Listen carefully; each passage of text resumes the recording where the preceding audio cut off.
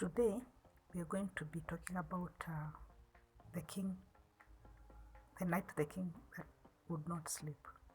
And our text is derived from the Bible, the book of Esther, chapter 6 and chapter 7, where King Ahasuerus does not sleep one night. So our topic, we're calling our topic the king that never sleeps. The king that never sleeps. The king that never sleeps. So the book of Esther chapter 6 verse 1 starts with that thing about the king being unable to sleep that night. So King Ahasuerus is unable to sleep that night, so he asks his staff to read for him the chronicles, the records of his reign. So the chamberlain, they're called chamberlain. As they start to read for him, they come to this part where Mordecai saved the king from a plot to have him assassinated. The plot was developed by two of his security guys. So the king was spared because Mordecai uncovered the plot. So the king asks, has the king ever honored this man for saving him? And he's told no, the king has never honored this man for saving him. And he says, oh, who's at the outer court? And he's told him, Haman is here. He says, bring him in. Haman comes in. Haman has come in has come to see the king to tell him that he has developed gallows. He has built gallows to kill Mordecai.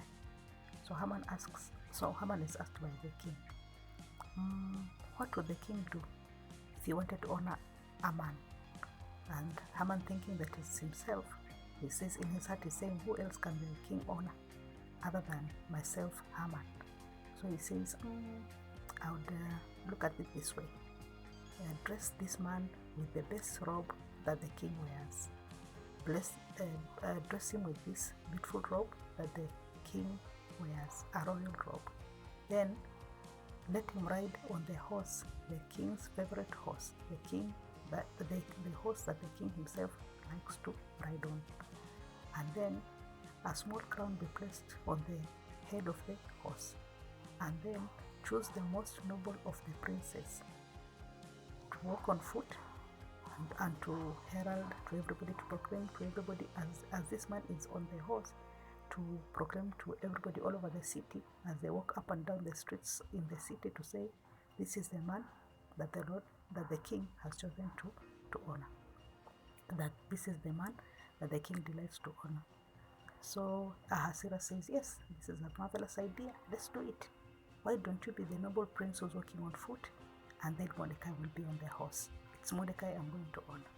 So Haman walks around the whole city, proclaiming while on foot, proclaiming to everybody, while Mordecai is seated on the horse, proclaims to everybody, saying, this is the man that the king delights to honor. This is the man that the king delights to honor. This is the man that the king delights to honor. And when they're done, Mordecai goes back to sit at the gate. That's where he sits. That's his duty station. And Haman goes back home. When Haman goes back home, he tells his wife and his people at home what has happened, and they tell him. The wife says, this is going to be your downfall. Ever since you started fighting this man Mordecai, your downfall has come. You're not going to make it. You're fighting the wrong person. You're fighting Mordecai the Jew, and you will not make it. While they're saying this, they are not even done saying this. The staff from the guards from the palace have come. They're coming to take Haman, to take him to the chamber, because there's a banquet tonight.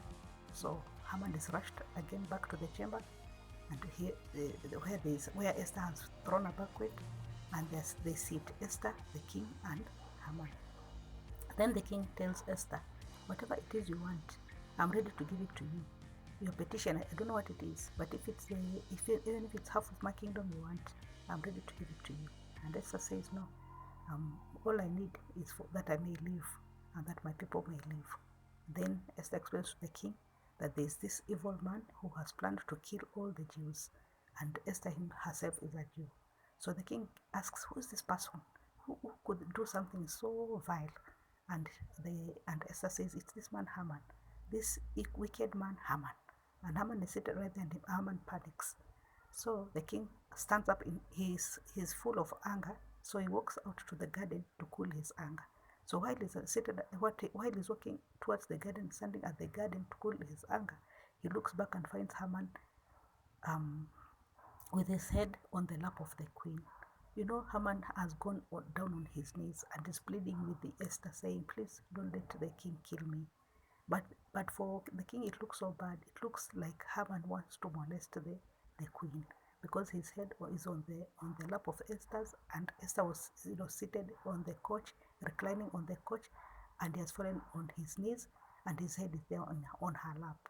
So the king says, "What? This man is not even embarrassed. He can even try to touch the queen in my presence, to force the queen in my presence." And before he has even finished to speak, his guards move quickly and they cover Haman's mouth. And one of the guards says, his name is Bavana. I think Bavana. Bavana says, "Oh, my king, Haman has prepared very big gallows, 50 cubits long, to hang Mordecai, the same man who saved you. Why can't we use the same gallows to kill Haman?" And that motion is carried, and Haman is killed that very night on the same gallows that he had prepared for Mordecai. And after that, in the next chapter, the Jews are saved from an annihilation. That plot that Haman had come with has not worked. So we serve how does this relate to us? How does this relate to us? We serve our God, who is the King of Kings and the Lord of Lords. He never sleeps, nor does he slumber. Psalm 121. I will lift up my eyes unto the hills, from whence cometh my help. My help comes from the Lord, which made heaven and earth. He will not suffer thy foot to be moved. He that keepeth thee will not slumber.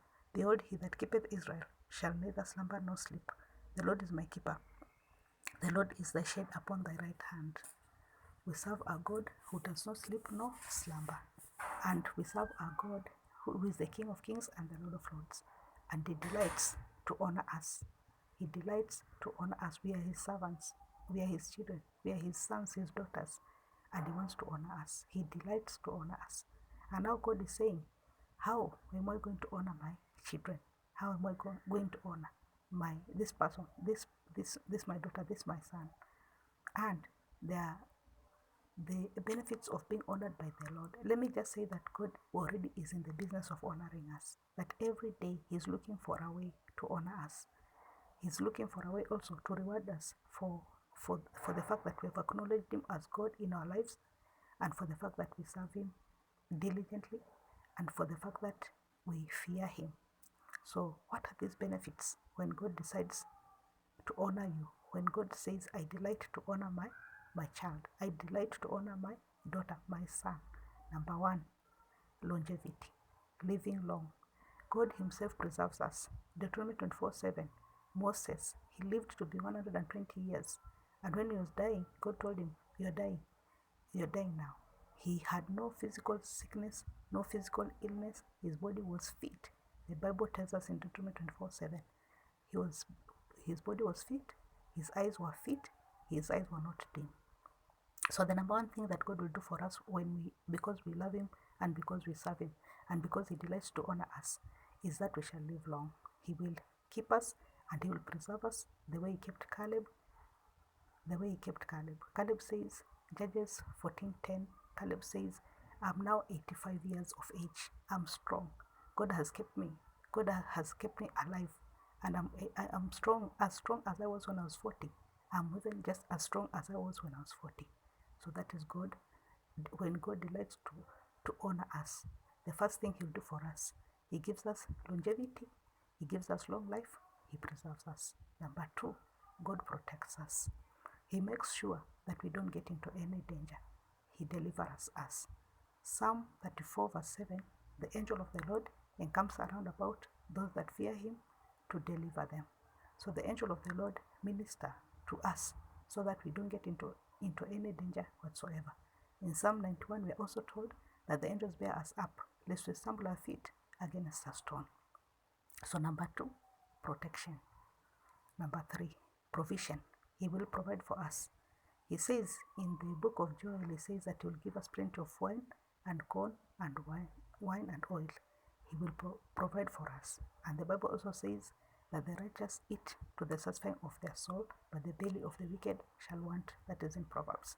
That the righteous eat to the satisfying of his soul. So he'll make sure that in provision, he'll make sure that he provides for us so that we do not lack. The next thing that God will do for us, he will give us a dignified lifestyle. He'll make sure that we are never to be put to shame. He will not allow our enemies to triumph over us. So there's a dignified lifestyle where God says that I'll make sure that you're never ashamed. I'll make sure that you're never put to shame. So he'll make sure that you live a dignified lifestyle where nobody mocks you or nobody laughs at you. Then deliverance and from our enemies. That every time our enemies plan to destroy us or plan to put us to shame, God will turn the situation around so that we triumph over our enemies. So we'll find that we've triumphed over our enemies. The other thing that the Lord will do, because he delights to honor us, is joy. He will give us joy. He will give us joy and gladness. The other thing that God will do for us is that he will bless our movement. He will bless us as we come in, and he will bless us as we go out. And the trees shall clap their hands when we are moving. Everywhere we're going, the trees shall clap their hands. Peace, great peace. When God delights to honor us, and God delights to dignify us, he will give us peace. Great peace have we, because we love your law, nothing shall offend us. Great peace have we, because we love your law, and nothing shall offend us. So because we love the law of God, God will give us great peace. So those are the things that God will do for us because he delights to honor us. Remember, God is not looking at what we have done wrong, but mostly he's looking at what we have done that is good. He is not looking to say, oh, so-and-so did this mistake and did that mistake. No, he's looking at it this way. My son has done something for which he should be rewarded. My daughter has done something for which she should be rewarded. So what is this I'm going to do? Because I delight to honor my son, I delight to honor my daughter. So this is my message today for us, that God delights to honor us. So like Mordecai, all we need to do, number one, is to acknowledge God and to acknowledge that he is our Lord, and not to bow before human beings. The reason why Haman hated Mordecai is because Mordecai never used to bow before him. So we don't bow before human beings, we don't bow before situations, we don't bow before circumstances. It's only God that we bow before. But that doesn't mean that we're not going to respect people. We respect people. In fact, we are the most courteous of all. We respect our bosses, we respect whoever, we give them respect. But when it comes to worship, the only person we worship is God. The God that never sleeps nor slumbers. The King of Kings, who does not sleep nor does he slumber. So today, as I come to the end of my session, I'm saying, like Mordecai, let us wait for God to delight in us. Let us wait to see God delighting to honor us. And because that's what God is going to do. He is in the business of honoring us. He's going to give us that dignified life. He's going to provide for us. He's going to protect us. He's going to give us longevity. He's going to keep us and to preserve us. And he's going to give us a ministry of angels.